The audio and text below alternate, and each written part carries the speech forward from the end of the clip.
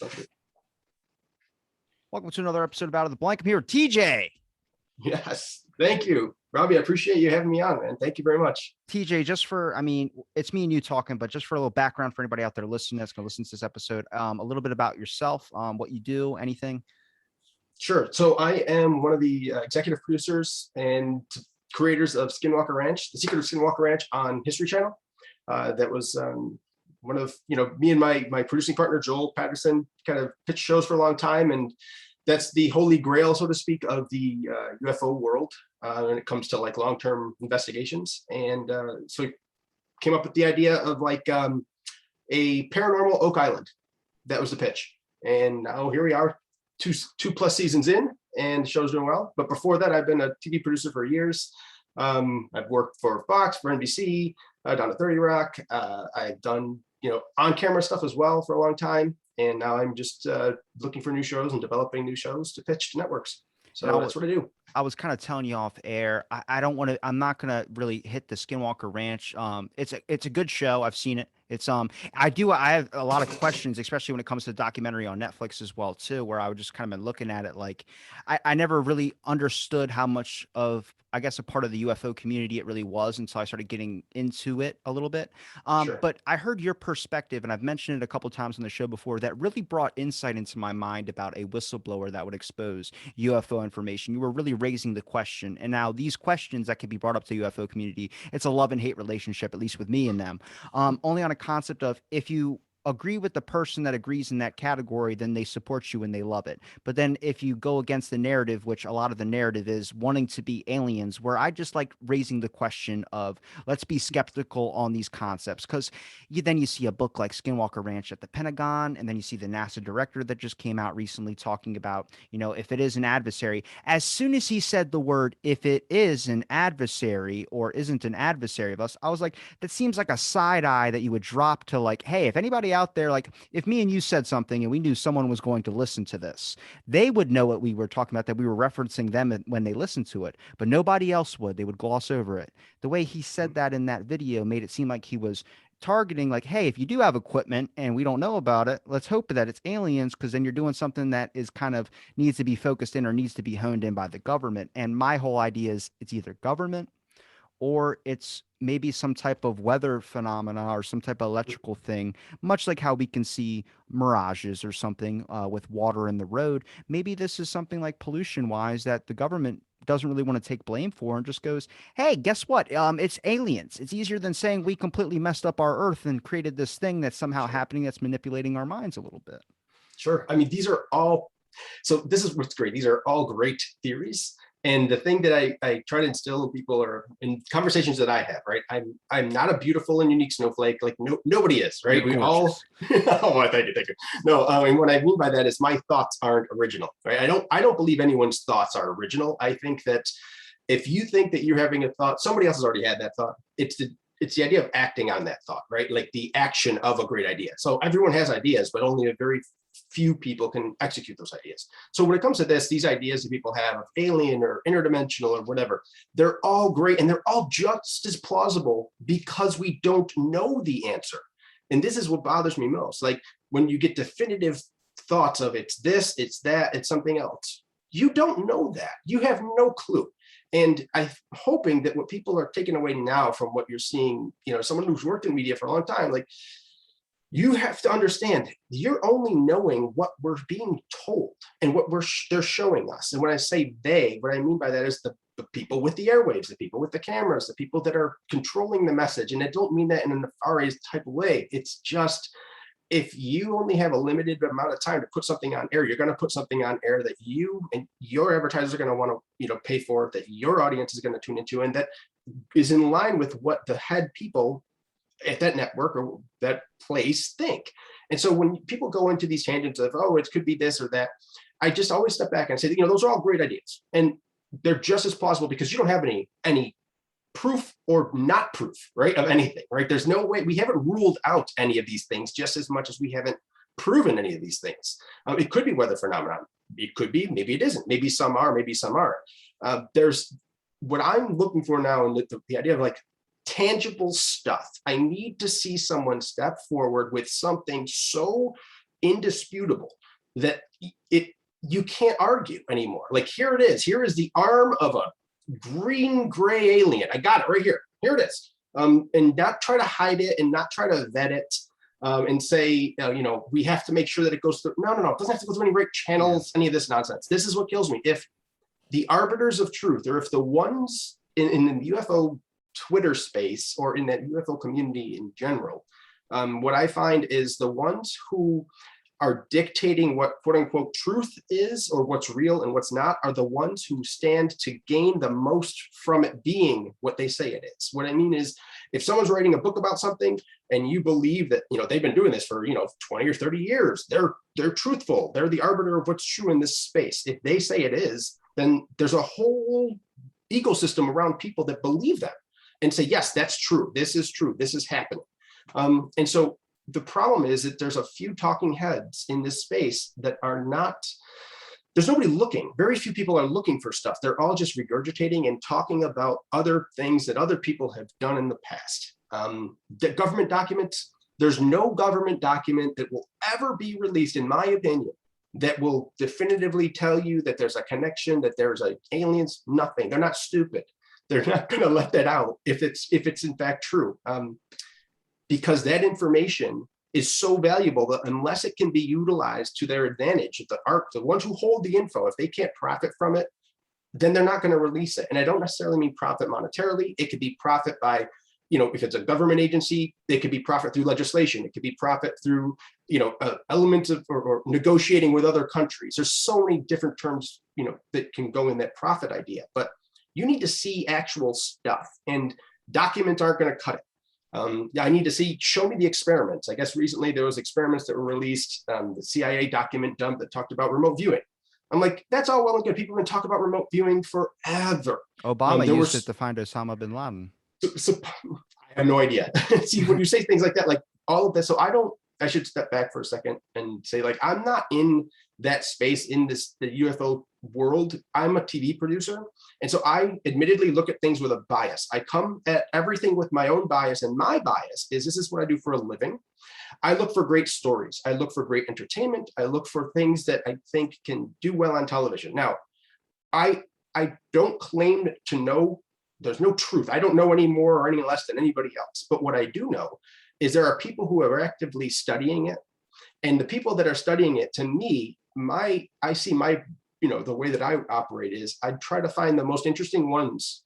And those are the people I'm trying to push to get on television. Those are the people I'm trying to push to make entertainment around, the people who are actually in the trenches doing it. Everyone else just talks about it.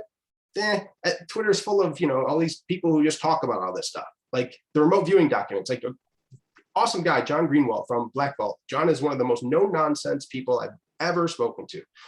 Doesn't care. He's like, this is what the documents say. It's not up for my interpretation. I'm just a conduit. Here's the docs. Here's what it is in black and white. You can read it. You're going to interpret it based on your feelings and what camp you fall in. Others are going to look at the same things and come up with a different idea. But here's what it says. So either you think this is a grand conspiracy that everyone's hiding it, or here's all you're ever going to get, because that grand conspiracy never going to be revealed if such a thing exists until it can be used for profit. It's information, and information is power. And this sounds so conspiratorial, but it's not. I'm trying to be very realistic about these things, where you got a guy like John who just was like, here's what it is. Here's the remote viewing stuff, right? People then say, oh, you maybe used it for X, Y, and Z, or it was used in the past. My first question was, are there outlines of the experiments?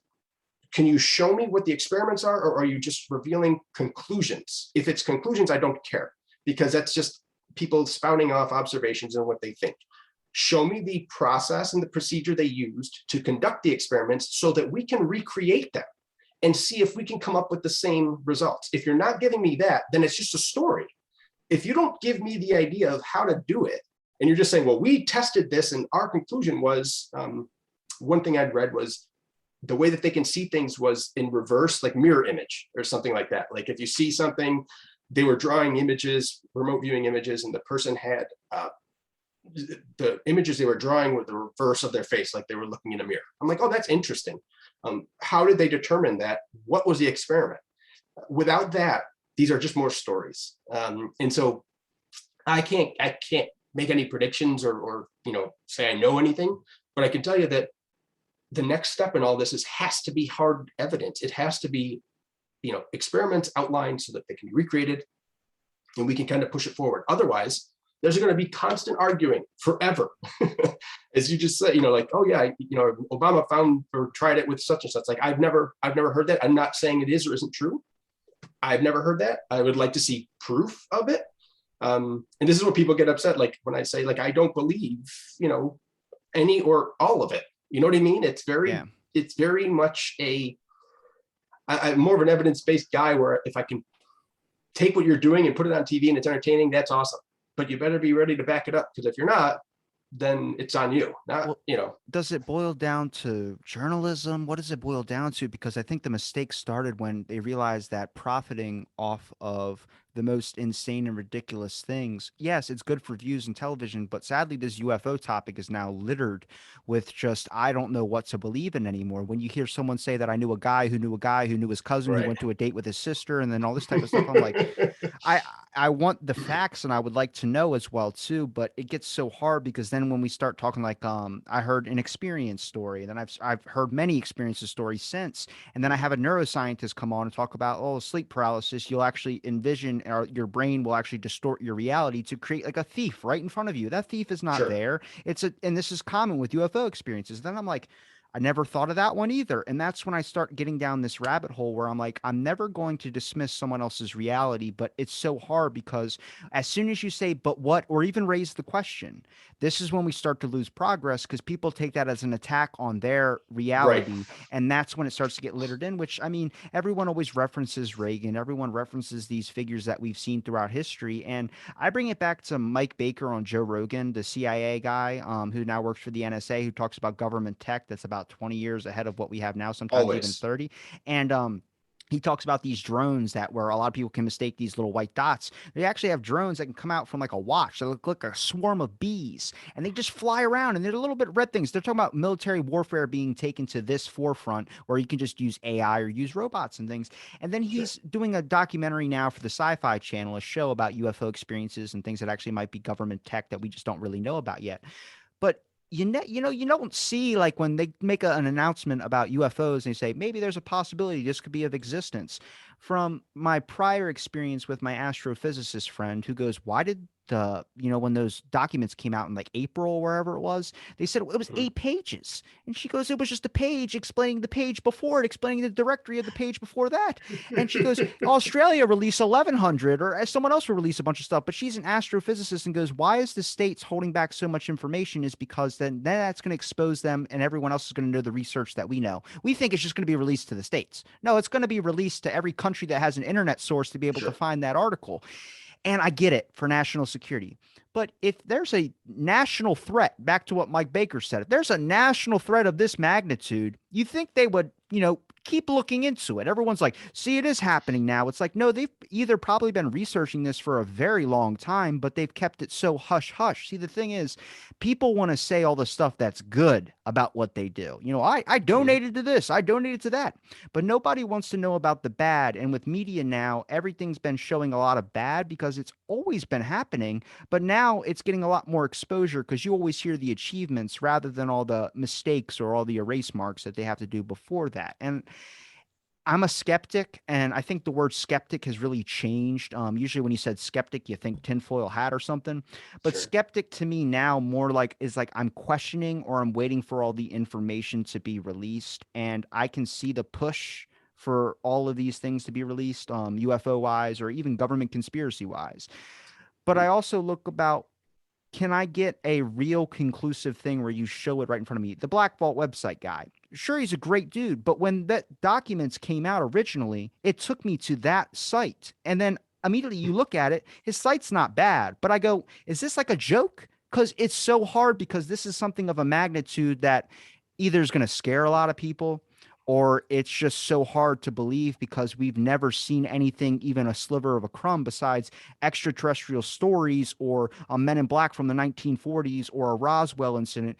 There's nothing that has been like clear or on TV, on the Fox or news or whatever source you want to look for, as much as like a shooting has happened. Nobody's ever seen this before. Now you understand the possibilities that you've seen the shootings on TV before, so you know that's happening. You know that's the thing that's going on. So if there's another one that comes up, you'll be like, oh my God, it's terrible, but you know it happens. You've never seen that with a UFO. You've heard a story from a dude in a newspaper, Yes. and it's very, very hard to find the basis of it, which I just like to raise the question. But it's People will attack you for that question. Don't, yeah, yeah, you can't. And that's where Skinwalker, what's great about Skinwalker, Brandon, the owner, Brandon Cuba, like he's out there, he's doing the work, right? He's spending his own money, putting his money where his mouth is. And it's a losing venture for him. It's something that he wants to do. And that's why that show got on air. It's because he was going to do it whether there was a show or not. And that's what you kind of look for, right? Here, somebody's like, I don't care what anybody says. I'm going to study it. You don't know what the answer is. Neither do I. Let's try to find out. If I have the means to do it, let's do it. And when you talk about like, so, going to Black Vault stuff, he's releasing what he found. He's not, doesn't have to put any spin on it. It doesn't have to be flashy because that's not what he's doing. He's not here to, sway minds. He doesn't care. He's like, not that he doesn't care. He's just saying, look, here's the fact. Go for it. Read what you want into it. You know what I mean?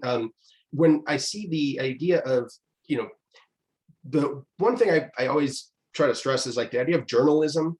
There's no credentials needed to call yourself a journalist. That's it. Anybody can call themselves a journalist. You do not. Most journalists that I've worked with in the past, in 20 years, I've hired them, I put them on there. Like they're one good audition away from their bartending job. Like journalists, people on TV are TikTok actors. is journalism now.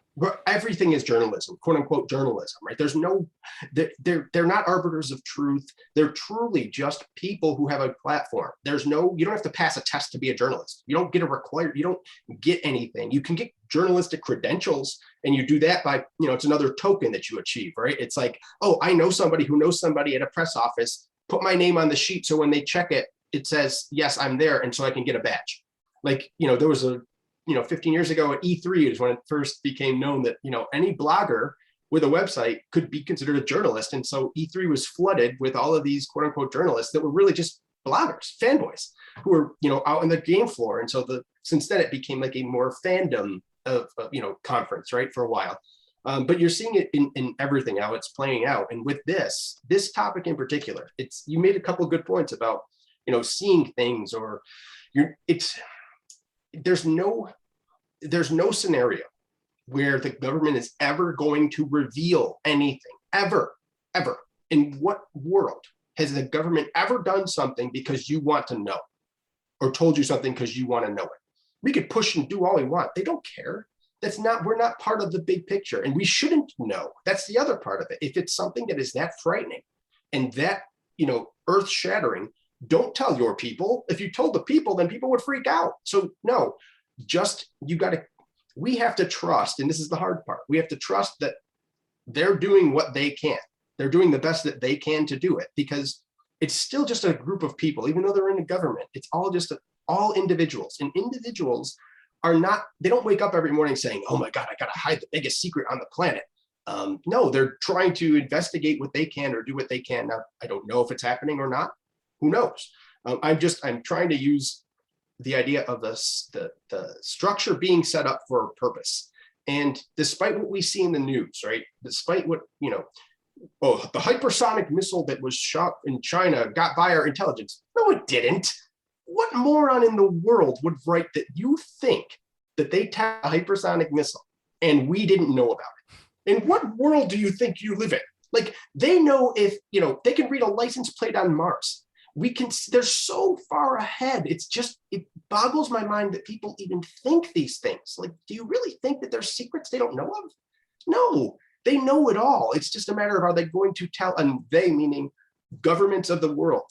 There's no reason for the population to be that well informed. So my theory is you need to have individuals like Brandon, other wealthy individuals who have FU money, who don't care, who can't get canceled, who can't disappear, who can't be erased. Those are the type of people that have to step out into the light and say, listen, I'm looking at this. I don't know what it is, but there's something.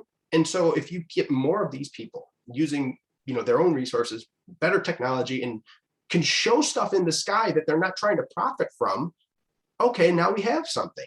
The problem is everything that is put out there, people are trying to profit from it. And listen, again, I have a bias, right? I try to profit. That's what I do. I make shows. But I'm not looking. I'm not one looking. I'm looking for people who are looking. And that's the people that I'm trying to pull out and shake the trees by like talking to you, by talking to anybody I can. Like, listen, if you have stuff and you think that it should get out there, come to me. I have the access to at least get it in front of the right people to get these things on television. And that's my career. This is what I do. So I'm not saying I'm some kind of, astrophysicist. I can't identify it. But if you're an astrophysicist and you can, and you know what that is, and nobody's talking about it, well, then tell me. Like, let's try to put something together and go to people that could give this some air. Otherwise, it's the same nonsense of arguing. And it's frustrating. It's very frustrating. So, I really appreciate your perspective, because I think you think clearly about, not like you necessarily the answer, but more of an idea of like, I don't have any biases in any of this being true or not true. Like for me, I don't know, and I really don't care if it is aliens or if it isn't. I would like to know more about it, and I would like to learn as well too. But I'm not invested into tearing somebody down if they believe it's aliens right. or if they don't believe it's aliens, which is what you'll come across with some of the community members, is that you don't fit their narrative. That means you're either blocked or you're out of the way a little bit.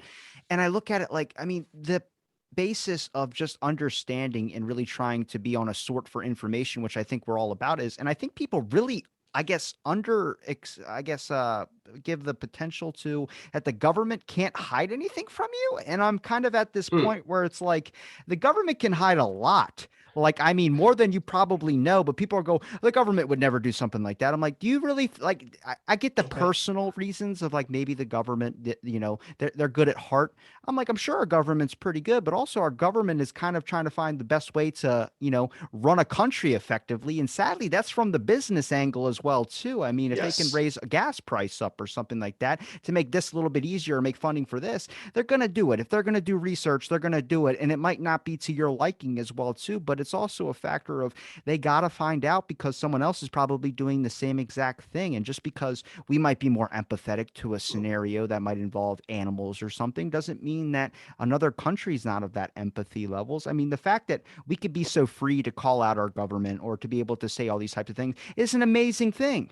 Sure. But doesn't mean they want to listen or they want to hear things that we have to say. I mean, if you go against something that they do, they don't really care because you don't have any influence into their decision-making models. You can type in Freedom of Information Act, get all these things signed saying, I know it's happening. You got to tell me.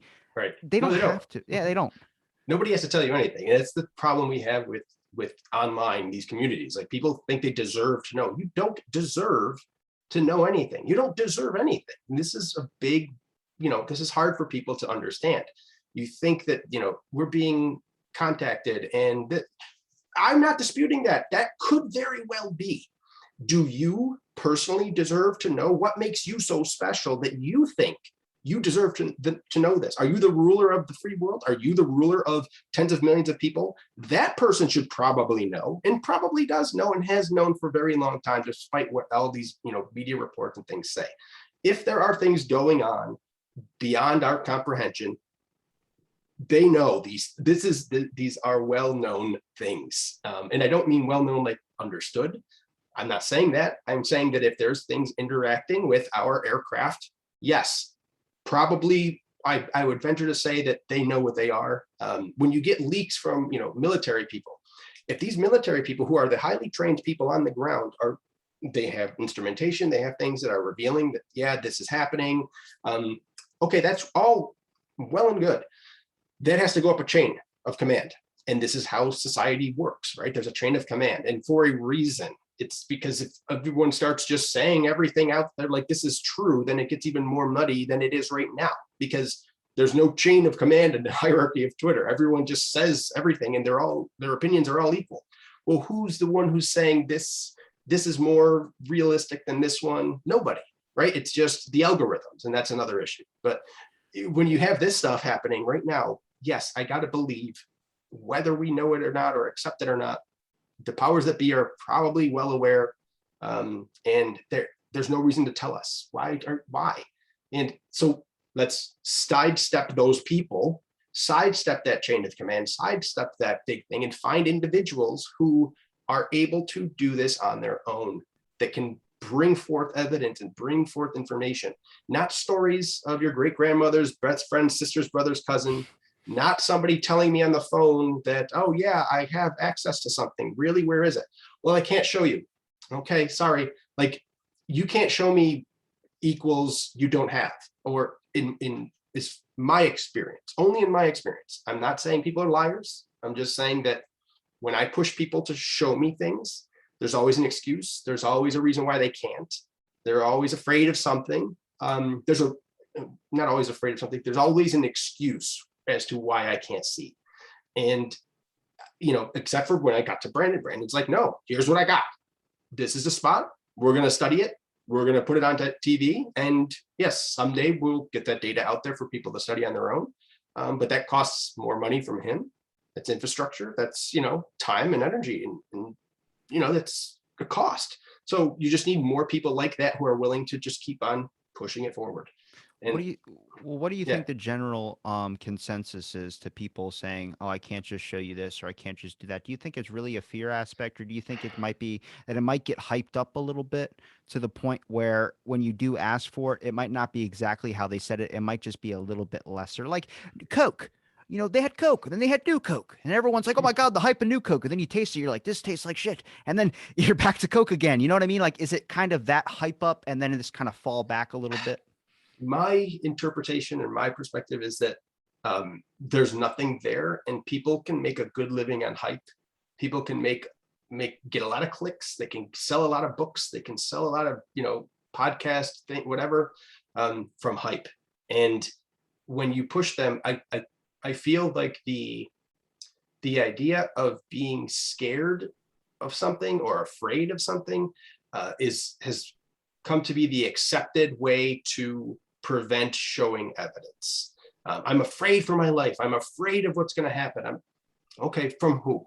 Like, that's not, 70 years ago. People just, it doesn't happen. Everyone's so wide open on the internet and so accessible at all times. If a crazy person comes to your door, a Men in Black comes to your door and says, I'm Men in Black, can't show anything like that, you'll have a video of him up on Facebook and it'll have circulated the world within 30 minutes. Like, why don't we see that? Why aren't these things happening? The people that are nobody comes forth with this because there's a stigma still attached to it. But the ones that do come forward are not concerned about the stigma. They're trying to profit from the idea of something. Listen, again, good on them, man. Go for it. I just don't pee on my leg and tell me it's rain. Like, I don't care. But don't, and the idea of, we're in such a binary culture right now where you either have to like or hate something. Everything is binary. You have a choice. You can't have open discussion about things. Like, whether you agree with me or not, that's okay. Good guy, you treat people with respect, people will treat you with respect. You can have different ideas.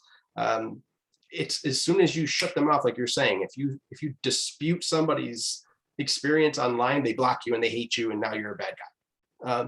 I don't subscribe to any of that. I want to hear everyone's, experiences. I'm not saying they're not real. They could very well be. I'm saying I don't know. And for anyone else to say that that's not true or that is true, they don't know either. When pressed on something to provide evidence of an object, if you keep telling me you can't because you're afraid, well, then I have to say, okay, all signs are pointing to you're full of it. And you show me something. I can't just believe every word you say. I'm not, if you down the road show somebody else, awesome, great, it got out there.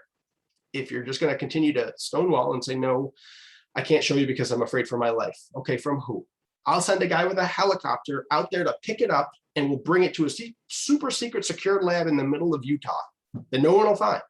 And we'll pay you for it. If it's true, there are people that will buy these things to study. So there's nothing to lose and everything to gain. The only thing to lose by saying it's not real is your credibility. So When did the term middle ground become such a toxic trait in the eyes of people? When we talk about the biases of right and wrong, or this sure. side and this side, I've always been the type where it's like, well, let me just try and forge out my own thought on the basis of listening to both of these, and then I'll take it from here. If there's new evidence that comes out, I'll sway one way, I'll sway the other way.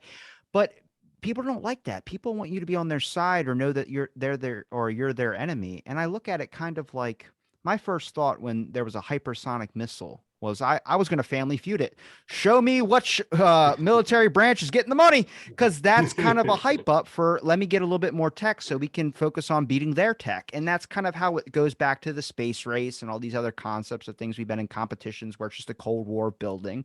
But like you mentioned, thoughts, for instance, the controlling kind of narrative of thoughts. If I used to have this example with some historians, I was talking about it, like how many people like Plato, Aristotle, whoever you want to name. Imagine if they were just a kid that, your parents tell you, you're the smartest kid I've ever met. You're way above all these kids your age. If you go through life with everyone giving you this compliment that you're smarter than everyone, you might have crafted out this person's thoughts in a way where every single thing they try and think of has to be so pretentious or so far out there with deep meaning that they might not have an original thought anymore. Anything that you have or I have or anybody else have, it's a construct of everything that you've seen or heard.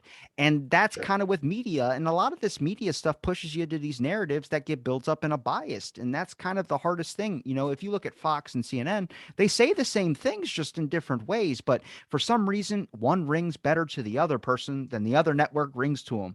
And I think that's because you've somehow foraged your thoughts on a one track. And I don't think through life there's any definitive answers. I mean, if you, it's so hard to even say that because so many people will go, well, then you just don't know what I've seen. And it goes, I don't. So then you should I, show me what you've seen so I can don't understand. ridicule me for not knowing what you've seen. Show me what you've seen. Do you Try to think articulate what you've seen in a better way. you would be incentivized more as people to understand that everyone is information and you're literally soaking up information by conversating with other people? But the fear narrative, it goes back. People prey off that because it's money. You can get Right. attention, you can get views off that. Every alien video I've ever seen has been the most cartoonish animation. Half the documentaries on Netflix, I'm watching it, I'm I like, know. this dude's using a painted model that looks like a fucking B-52.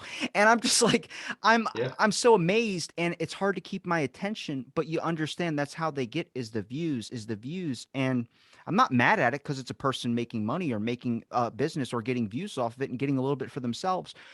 But it also makes it so hard because the people that end up watching a lot of it as well too are the ones that use that and say this is unrefutable, rather than Well, just a work of art or a different person's perspective. yeah, that's funny you're saying the unrefutable because I think, you know, what used to be unrefutable, right, would be quote unquote mainstream, right? So mainstream is no longer mainstream. They rebranded it as corporate media. And something that would previously be considered fringe, fringe was more dictated by the size of a market, right? It was a fringe market, it's a fringe market. Well, right now, they're still referring to, okay, so if you're using market size, right? The corporate media, like you're saying, CNN, Fox, all these, they are in fact based on numbers. They are the fringe. The mainstream are these other outlets, like a great one is Rogan. Joe Rogan's a good example of that. He dwarfs mainstream media coverage, like by a factor of 10. I mean, his audience is effing huge. So who's the fringe? These corporate media people that are telling you this is true, this is true. Actually, no, if we use the old definitions, they're the fringe thinking. They're not the mainstream thinking anymore. The mainstream thinking is where the masses are. That's why he has, 20 million or 50 million, whatever it is, followers or listeners on his channel. So you're seeing that shift happen where you're seeing the ideas and the thoughts. The I'm laughing because I was thinking of this like yesterday, right? When I'm like, man, there's something here. I can't work out the statement yet, but this is going to be a huge week for the the engagement economy or the attention economy, because what kind of funny term could you come up with like if you equate it to say cryptocurrency, and you have weeks where like this coin is huge. This is going to the moon. This one's happening. This is happening. This coming week, if you had a coin that was going to talk about fear and global warming, this is going to go to the moon this week. It's like you're going to see all of the people, the talking heads this week are going to go hard on global warming and climate change and blah, blah, blah, because of these two, these storms that are going to happen out west. So there's going to be a lot of people thinking that this week. And then, you're going to see on the tail end of that, like, okay, well then, if that, then what else? It's the global warming, and then it's going to be the inequality of housing. And those are going to be two coins this coming week in the attention economy. They're going to go through the roof because they're in the news, it's in people's faces. And so you're going to see a lot of chatter online. I get annoyed with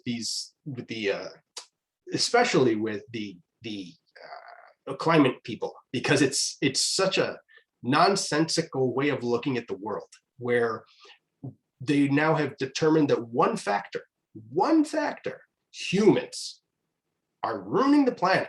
Really? So I thought it was cows. I thought it was right. So no, the problem with that is anyone who takes an absolutist stance on something where it's one factor, it's one thing, I would genuinely say that they're not looking at the big picture here.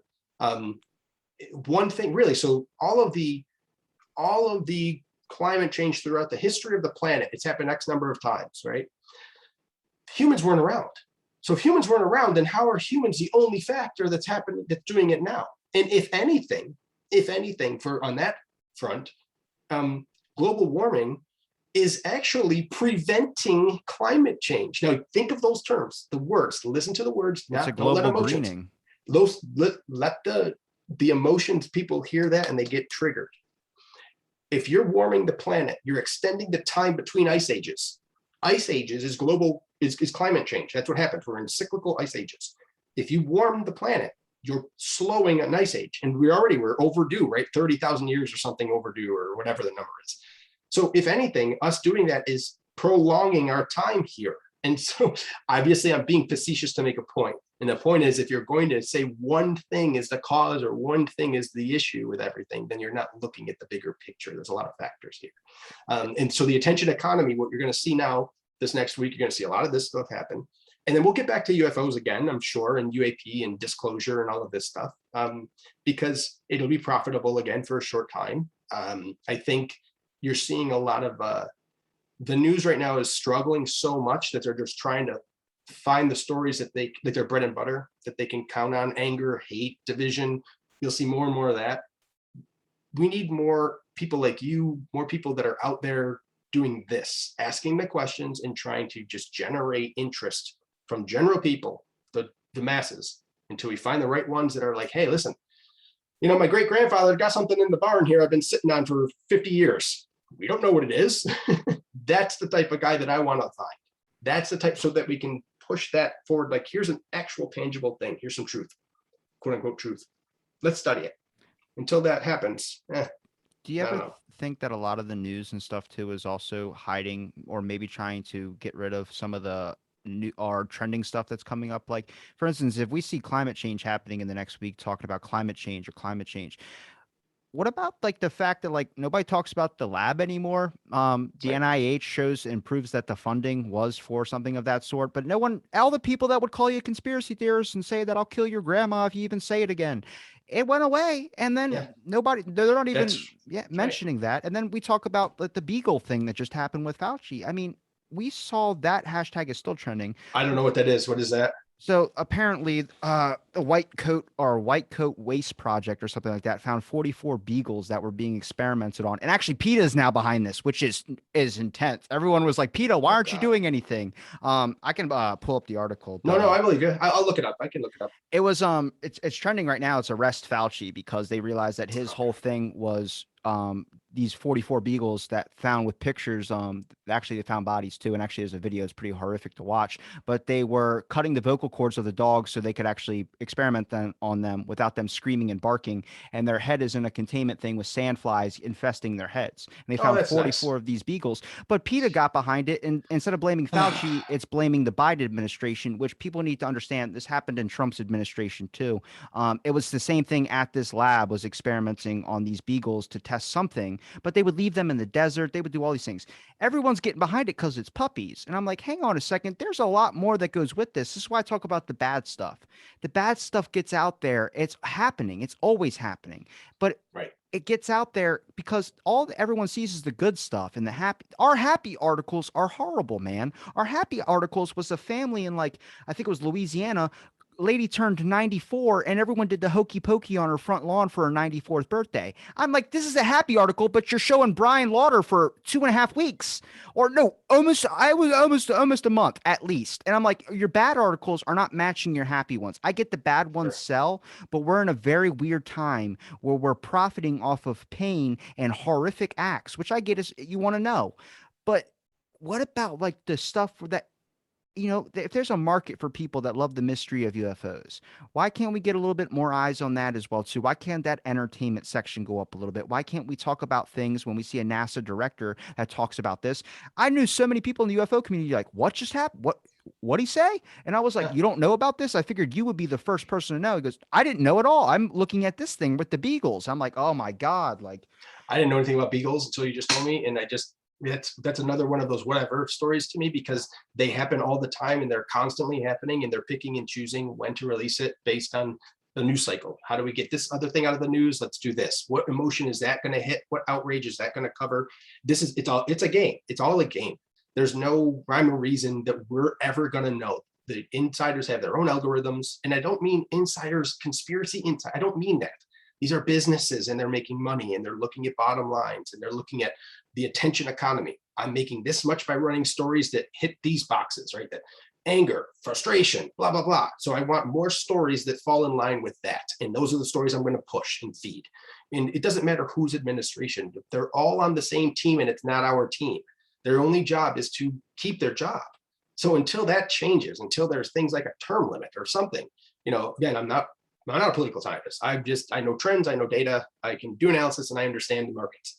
Like when it comes to entertainment, until you can find a way to make their job different, where their only job is to keep their job right now, that's never going to change. Why would it? Like literally, why would you vote to get rid of your job? They won't. And so the bigger things have to change. But like that, the attention economy with this thing with the NASA director, the interesting part of that is that when that comes out, like I was shocked. I woke up and saw all the people engaging on that tweet. I did not expect that at all. My eyes had been like open wide that there's that many people interested in that. Like seriously, that's crazy that this tweet has gotten more traction for anything I've done any tweet I've put out in a long time. And it's like, wait, why? And I think it's people, expressing frustration or saying the ha, I told you so. Well, you can't, the I told you so stuff that can't fly. That's a quick hit of dopamine, and then that goes away. That can't sustain a change or a movement. But something like that, you have the highest levels of our our civilian agencies, right, that are saying, hey, look, I'm not telling you what it is. I know that it's not it's not us, basically. So either he's in a silo and doesn't know what other things are happening in our military, which could very well be true. But when stuff like that gets out, it's not a bubble, right? The rest of the world sees this. The rest of the world sees our own people questioning it. So either, an adversary is like, we've tricked them again. Or our own people are like, let this go, let it play out, because it's distracting people from what we're really doing. And that's, why look at the sky if you got this guy saying, yeah, these are UFOs. Cover story, the greatest cover story ever. These are great cover stories. If they're cover stories. I don't know. But when he said that, you see people automatically like, oh, he went off the deep end. He's crazy. He's this. No, he's not. He's just talking. Like, is he changing policy based on it? Is anything changing based on it? Or is he telling you these things?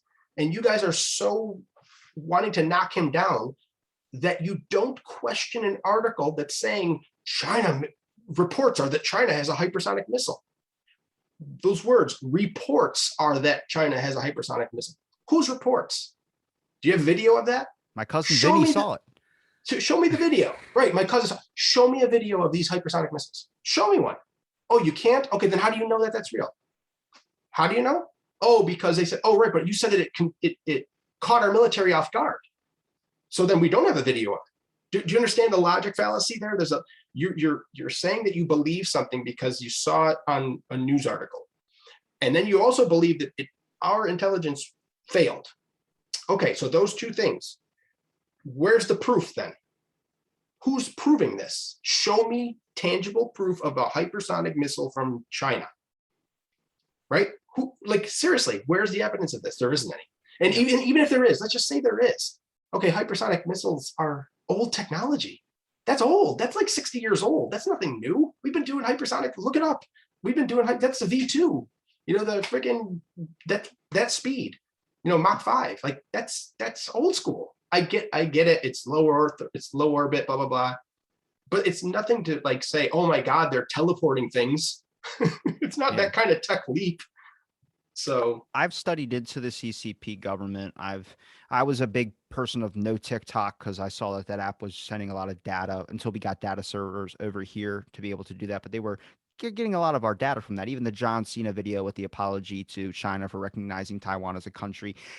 I tell people, I'm like, you understand that like our government is a democracy for sure, but it likes that model of just being able to do things that you want to do without people fighting back on you. And sadly, I mean, the best part about freedom is the fact that we do have the ability to have a say. We do have the ability to say things and bring up a stir. But in the overall conclusion, it's more like they're giving us this as like to shut us up. It's not really a factor of like they have to give it to us.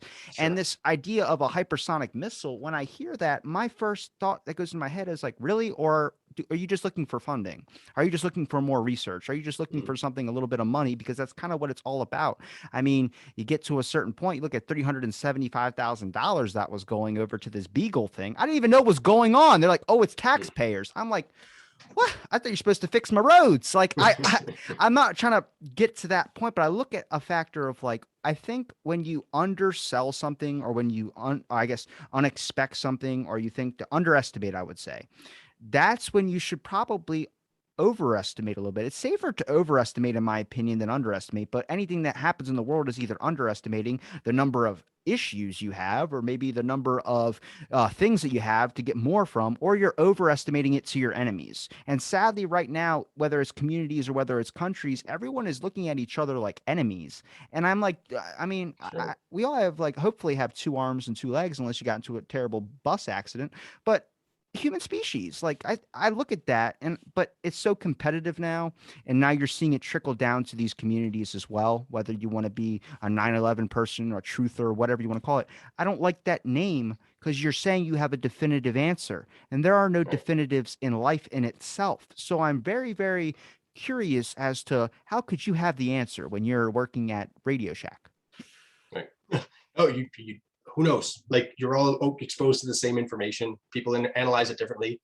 I mean, can only bring my background and what I know to my conversations, which is why I try not to make claims of anything broad claiming of yes, no, or whatever.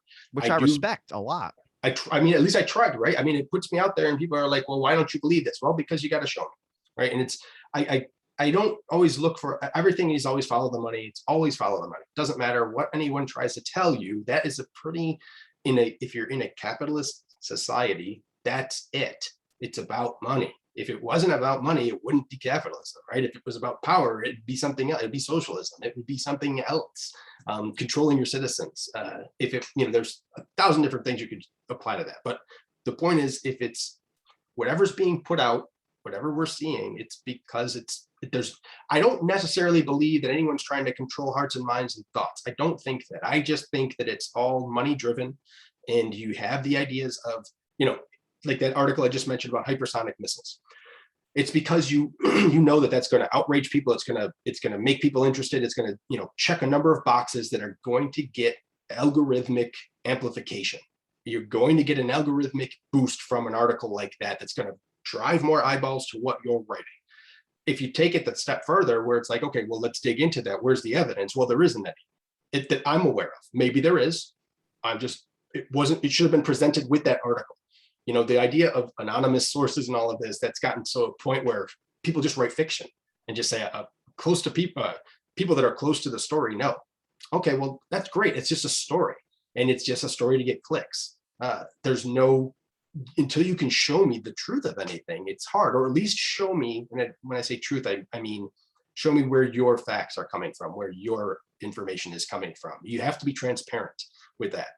It's just like I'm on this harping on the algorithmic transparency right now, because I'm very interested in data science, and I work in data science. Please, let's as go an there. analyst, and as an analyst, and so this is when you look into this, the algorithmic transparency of things is the only way you're ever going to find where the true biases are.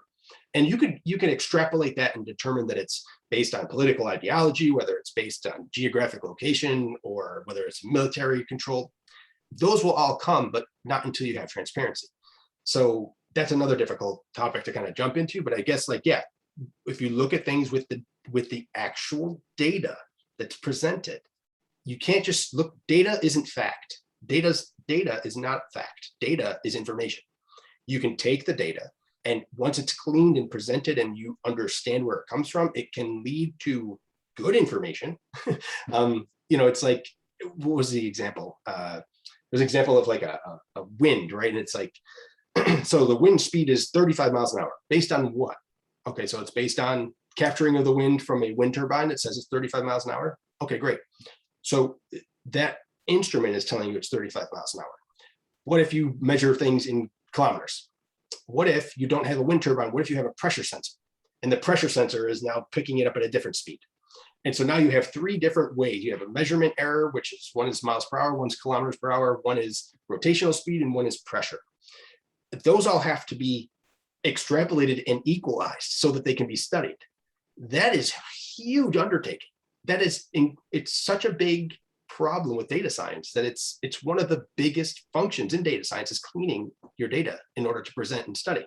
So whenever you see stories, it's like, well, if they're not all on the same, using the same variables and the same terminology, it really makes things hard. And so that's why you have these ideas where people can say, well, it is this and it isn't this. Well, no, then that's not a fact. That's just kind of your interpretation's wrong, or maybe your data's still jaded. Maybe it's not cleaned. So there's a lot in there.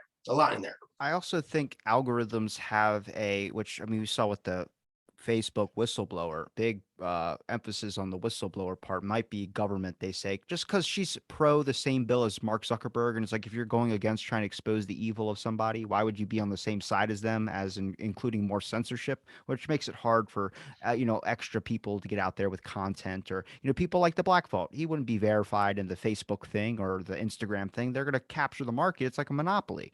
But unintended, which means maybe some of these results that people are seeing is that your algorithm has set you on a certain path. Alex Jones kind of talked about AI-based gods, which if you look at Facebook algorithm, it's basically a mini Mark Zuckerberg. It's just what he likes, what he wants on his platform, which he's able to do so. It's a private company, but they talk about maybe incentivizing the Capitol Hill thing, maybe doing all these things. I watched an alligator kill, or a horse kill an alligator on my phone. I watched a video of it. It was amazing. But this video led to alligator fighting an alligator, then alligator fighting an elephant, then an alligator eating a human. That was 5 videos in, and that algorithm had took me down this dark rabbit hole where you start getting into some videos I won't even describe that got really intense, but I watched them.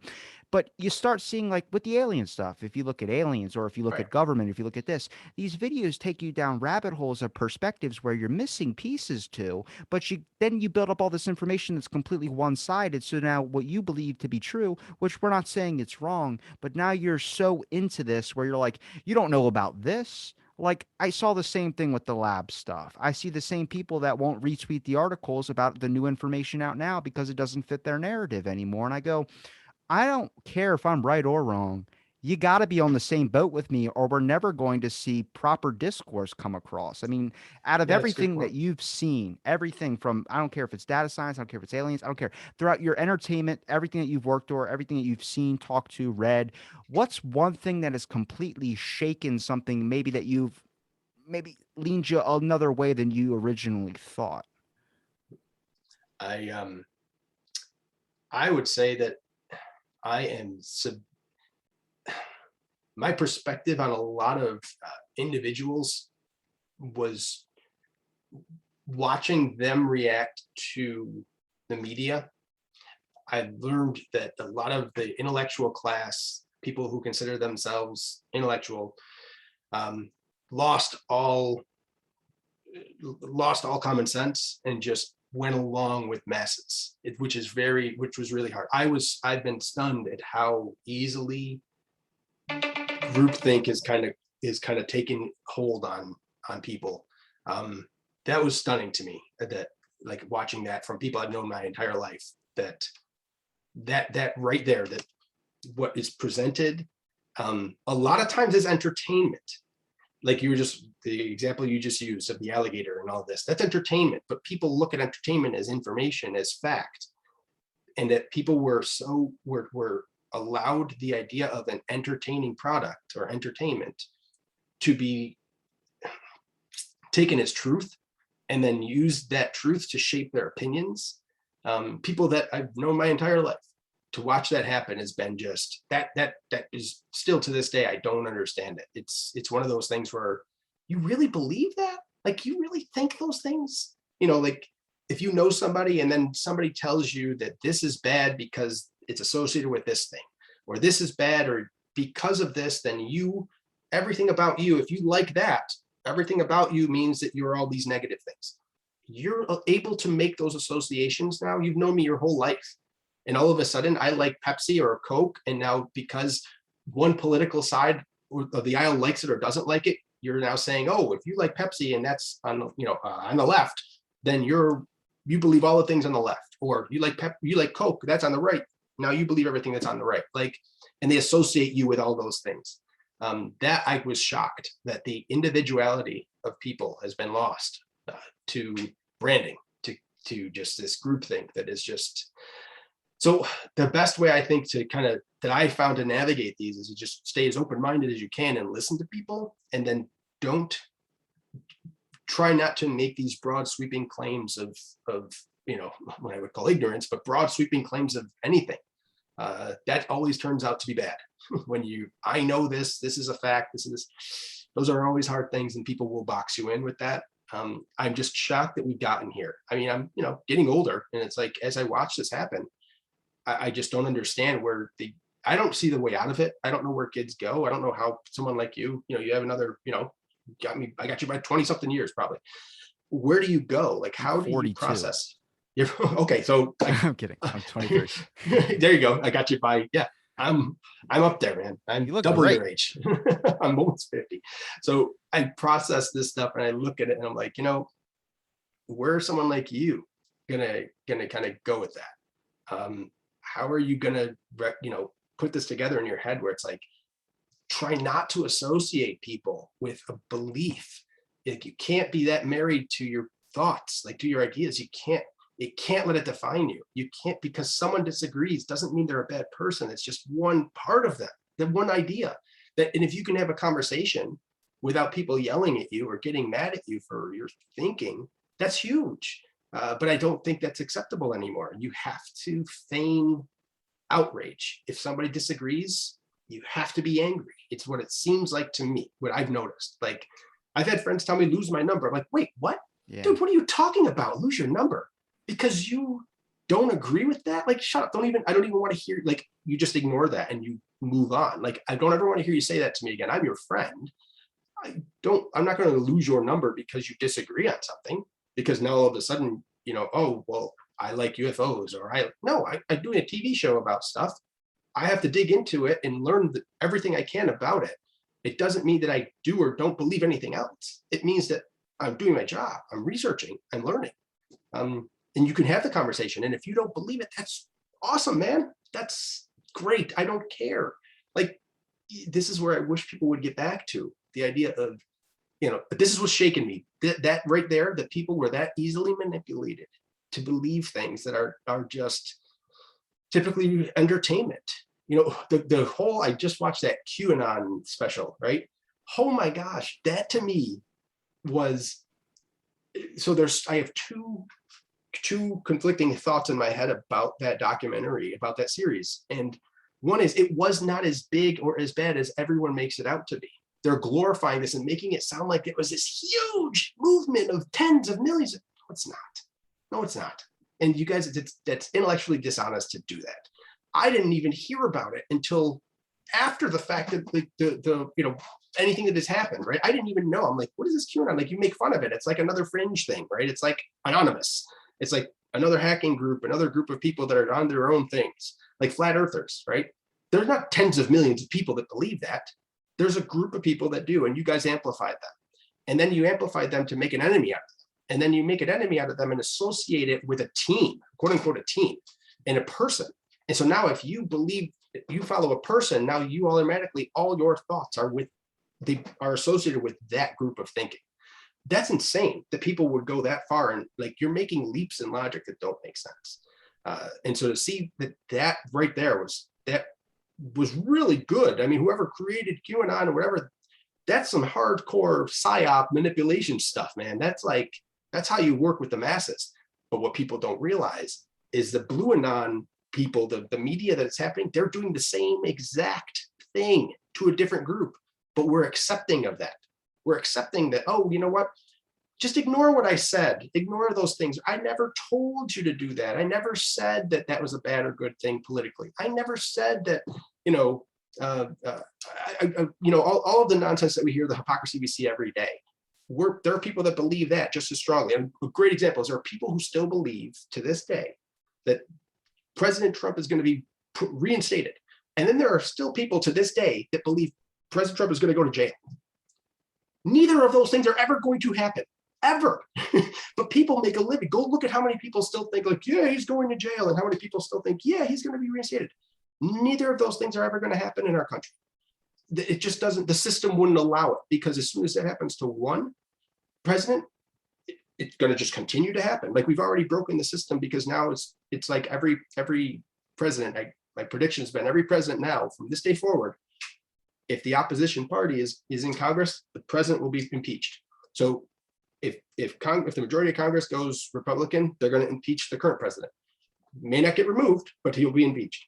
And that's going to happen for, I think, the rest of our history now going forward, because we set precedents for it.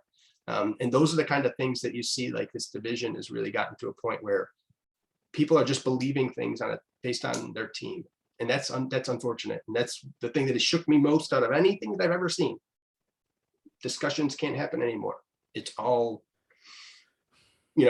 everyone's so emotional.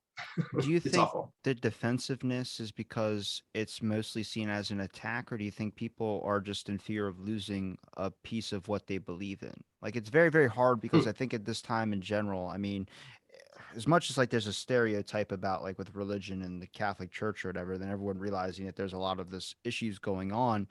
I think there's a big preservation aspect on people don't want to associate in fear that they might lose something, or they afraid that they're going to get into an argument with someone of a different discourse. I have people that will listen to a joking episode, which I have a lot of with my friends, but then when I have an academic on and they can see I can be serious on things, they don't necessarily look at that. They look on, oh, this might affect my career, or this might affect this. And I'm like, I would never set anybody up in a situation to do something, or that would be outrageous or something if they have a career on the line or something. But it gets to a point where I can't associate, because I have to preserve my thought, or you're going to take it from me, or I don't agree with you and mine's right and you're wrong. And then that's kind of where we see this little Yeah. impasse of like, where are we ever going to see progress happen again?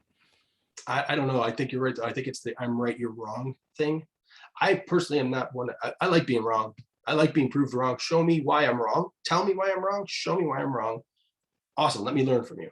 I don't think people assume now people have ingrained their ideas with their personality so strongly that they think that being wrong is a negative on them as an individual. Like it breaks them as a human, as a person. Like, I can't be wrong, and therefore, if I'm wrong, then I'm useless, or that I'm, everything about me is wrong. No, it's not like that. Like, you can have ideas, hold ideas in your head, but I don't know. I think that, yeah, you see, in bringing it all back to this, the idea of UAPs and extraterrestrials and UFOs and stuff. It's people have become so ingrained with that where they will die on that hill. Like, this is who I am, and I believe in this so strongly that even if you show me evidence to the contrary, it doesn't matter. I am this thing. I am this idea, and that's just a hard place to be.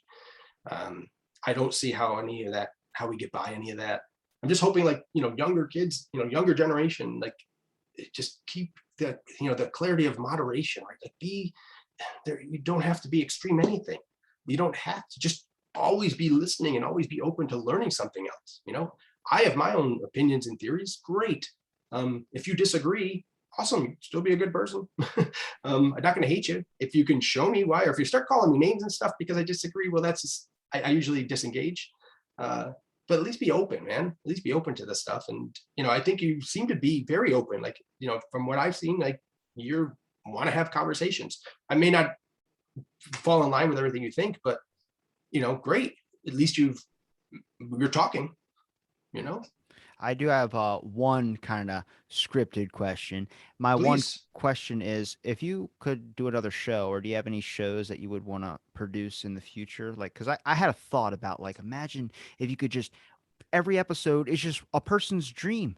Just someone talks about their dream experience. It's always nuts to me. Every single one I've heard so far is intense. But then you just do an animation of it and just have people be like, it's a new thing. It's a different insight, something you would never think of because your brain is so individualistic, even though we might group mind think. But I don't know. I was curious because if you're into the aliens thing, I feel like you have a balance somewhere where you go the opposite end. So yeah, I mean, most of my shows, most of the TV I've done is home renovation shows. So there's a balance there, man. I used to do home renovation shows. Like, that was my thing for a long time. This is now, like, it's funny you say that, because think of that. Yes, that's a great, I've been pitching a show in not dreams, but experiences, and recreated these experiences. But you have to do that with people who have something to lose by telling you the experience. If it's just a random person who tells you their experience, not saying that individual doesn't have something to lose, but that individual could have a job that their popularity is not associated with. They could be a banker, and if they had a dream or an experience and they tell you and you recreate it, that's great. If you do that with someone who has something to lose by telling this experience, now you're seeing more and more of these celebrities doing something along those lines. I think, there's something there that I've been working on for a bit. I would love to do more shows that don't have to have such a long production schedule, like Skinwalker. I'd like to do shows that you can do 50 episodes in a year. I'd like to do more encapsulated shows like that, where you could just serialize them and just go and go and go. The problem with that is distribution, and money. It's just not there. Just as many people can potentially watch a show on YouTube as they can on any network. In a lot of cases, it's more people watch it on YouTube than on the networks.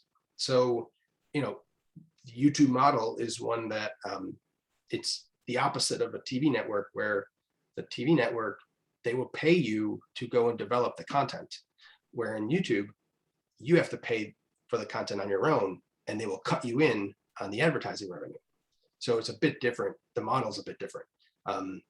What network would, like, that's how networks are. That's why it's so hard for them to continue these days, and why they're all merging again. How do you compete with free content? Like, distribution is the future. My t-shirt, I say this all the time, like, should have had the t-shirt that said, whoever controls your bandwidth controls your world. Whoever controls your pipeline controls your world. In thought, in access, and in entertainment. If the bandwidth is constant and anybody can make anything, then why would a network spend money to make content? What they would do is just let everyone make their own stuff. Whatever rises to the top, then they cut them in at a percentage, and it costs them nothing out of pocket. So all the development costs, all the advertisement costs of any hit TV show are gone. If it's $1 million a second or $1 million a minute for a commercial, or $2 million an episode budget for a sitcom or any of that, that's the network's paying that development cost. Advertisers are paying for that that 1 minute commercial. Eliminate all of that. Go to the platform YouTube. Let the people put their stuff out there. It costs you nothing to make it, and it's literally profit minus your bandwidth costs. Profit. So I would like to make more shows like that. I just don't know what those shows could be. Everything has been done. So that's why I go out like to do this. But I want people to come to me. What do you have? What? And I don't want ideas. I show ideas aren't helpful. What's helpful are people that embody the idea. Like everyone has ideas for Skinwalker Ranch, right? But unless you have Brandon, you can't make a Skinwalker Ranch. Everyone has an idea for, a great adventure show. Great. Unless you have Bear Grylls, then there's no great adventure show. So you need to have the people that embody the ideas of what you're trying to do. And I do it in terms of unscripted. I'm not in the scripted world right now. So all of my shows are the unscripted, epic jobs, epic kind of stuff. And that's what I do. Like, I'm looking for, I want to know why or how Amish people bank. How do Amish people buy houses? This is what my they build them. That's how do they get land? They go to the bank, I think, and they have like some With tax what? exempt stuff. But They have what? horses and Suitcases full of cash. yes. Exactly. Because this is what I'm saying. So my buddy's mom's boyfriend, he used to deal with the Amish people. He would go there and they would repair his truck, and he would pay them because without tax or anything, it's way cheaper than going to a mechanic shop. But these people would they sell butter and they would just repair people's stuff. And I'm like, I could walk there with a phone and be a god amongst like children, and it doesn't matter. Yeah. And well, these are the kind of things that like I look for. There's some people I've talked to. Because I think that there's opportunities for a show in that realm. Like, let's see how, literally they walk up to farms and I want to buy this farm. And here's a suitcase full of cash. And people are like, really? Yes. Like, where do they get mortgages from? How do they get mortgages? Like, those are the kind of things, I look for that stuff. I look for more of these shows for items. I'd love to find items. I'd love to see new, items of unknown. I use the term unknown science, right? Science of the unknown is what I try to look for right now, as well. And, if I see shows that or ideas where people have like, hey, this guy's got, boxes and boxes of stuff that we think is from off world. Awesome. Let's study it. Let's find out. Is it real? Is it a hoax? What is it? Underwater stuff. I love underwater treasure stuff. I love that. I think all the treasure stuff has been done already in the States anyway, any of the big stuff. I've already mined, pun intended, I've mined that world very well. But yeah, I mean, any shows I can find that are like epic jobs or new ideas like that. I'd love to do something in the tech world, but what I found is technology, like watching people on computer screens isn't interesting. For a TV show, like watching people code, that's not interesting. There's product development. I'd love that stuff. I'd love to do high tech development stuff. There's some crazy shit happening out there. There truly is. But those people don't always want to come forward. Yeah. So do you think it would be easier to ask people about their dreams though? Because I've asked that question to a lot of people if they've had one memorable one or one horrible one.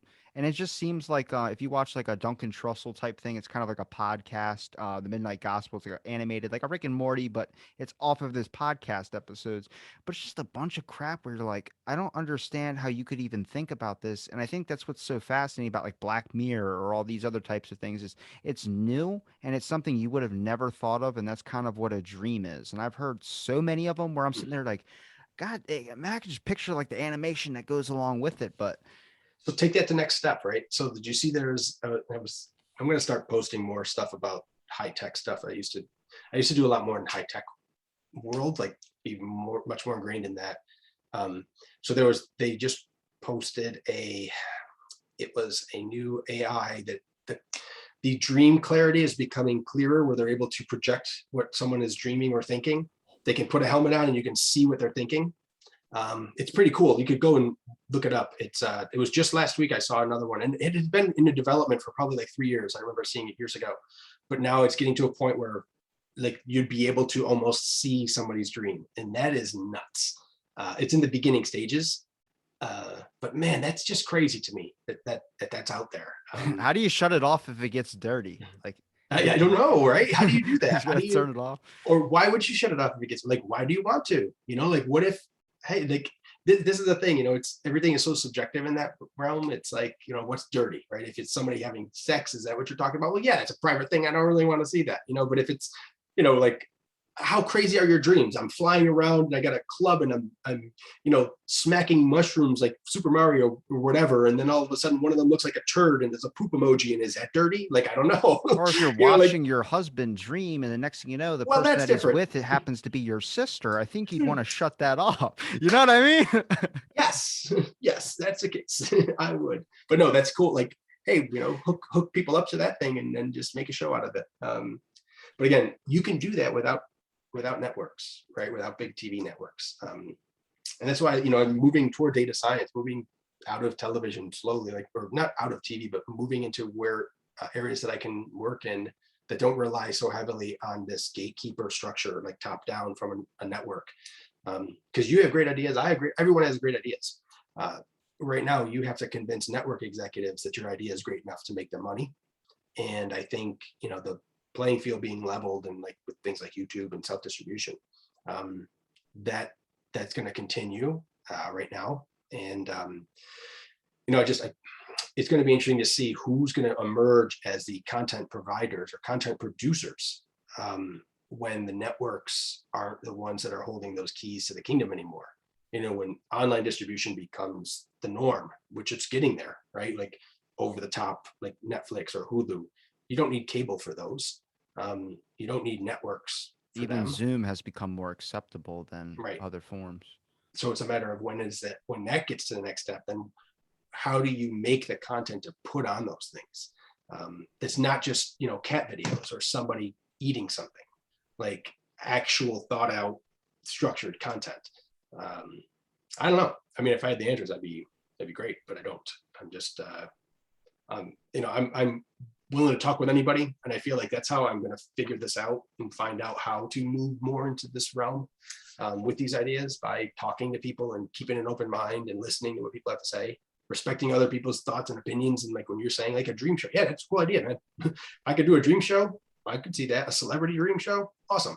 If you keep it in the UFO world, there's other, there might be room for something like that in there, but those people would have to be people that have something to lose, I think. So I don't know, but everyone has these great ideas. I just wish I had a way to get them all out there. Yeah. I'm trying.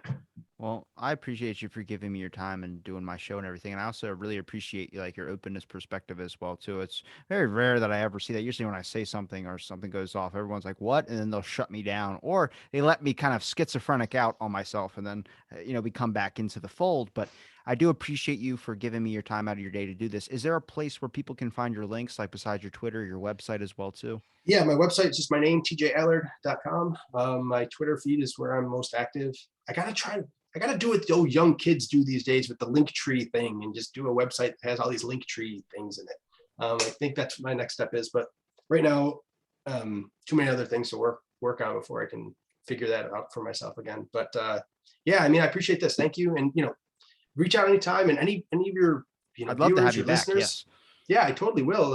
As long as I don't come off too, listen, I try to skirt the line here with a lot of things, right? I try to keep away from the strong feelings and opinions on things. But I'm open to listening and talking. And, any of you people that follow you or listen to you, reach out to me. Like I get stuff all the time. People, with ideas and thoughts and individuals. If you come across people that have stuff, then send them my way, man. Let's push, your interests. Let's push them forward. If you really want to get to the bottom of this stuff in a scientific way, and please, if somebody reaches out to you, hey, I got an item, an object, something that no one's seen before, send it my way. Let's try to move these things. I'm all in. I'll try whatever I can. So I'll make sure I link everything in the description. And thank you for listening to this episode of Out of the Blank.